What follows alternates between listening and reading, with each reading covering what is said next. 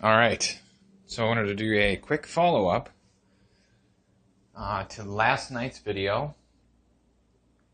It is Sunday, March the 8th, and this is the filter that was just removed from the furnace.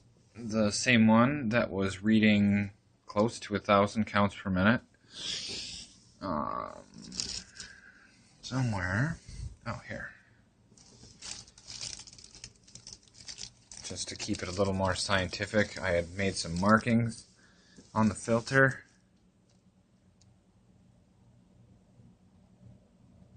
If we can see that. It's not really focusing.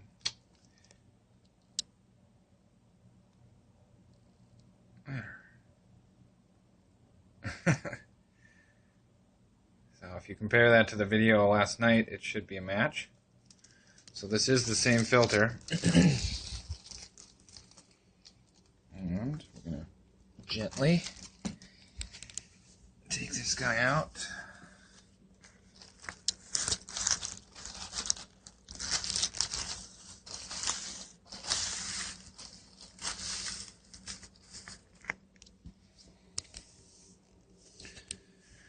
And take our Geiger counter.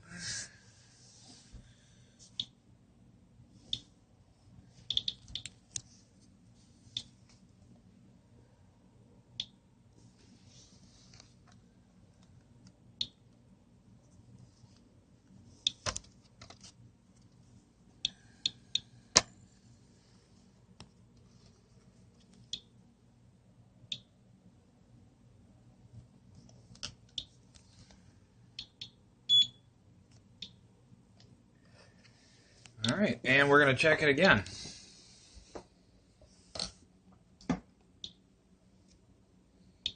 And so this is what? Probably maybe 12, 13 hours ago since it was last tested.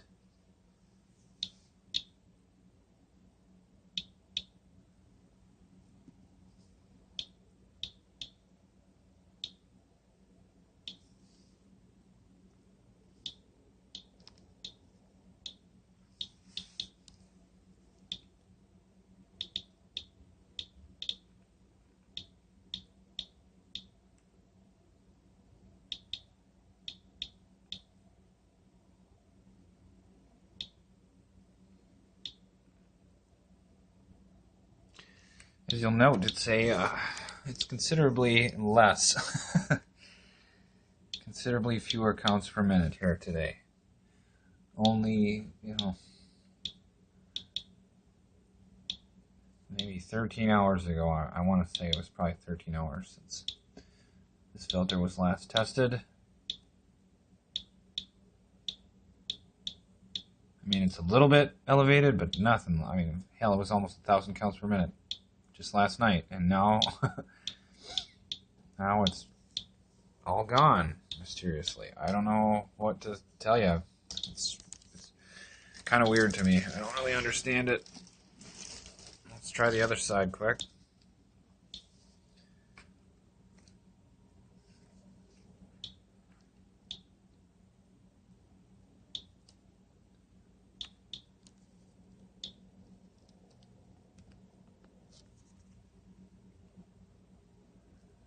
So all that mystery radiation has apparently disappeared. I don't know. Put the filter in the bag. Put the bag up against the edge of the wall. Brought it upstairs. I didn't shake it around. It should be all pretty well contained. Whatever was in there, I can't see it all escaping. I mean, it's not going to evaporate. There wasn't any wind on it. It wasn't shaken. Handling it super gently because, naturally I think this thing is just chock full of radiation, so I'm not going to be jostling it around any. But, yeah, I don't know what, if anybody knows more about this stuff than I clearly do. Would love to hear your thoughts and opinions on what's going on here. why it's reading so high right after taking it out of the furnace and then just completely dropping off to where it's virtually normal background radiation, or just whatever this thing is reading when it's not, you know, directly testing on an inanimate object. So please, if you've got any insight, would love to hear it. This is the area is known for little radon. I think I mentioned that in a previous video. So yeah, thanks for watching.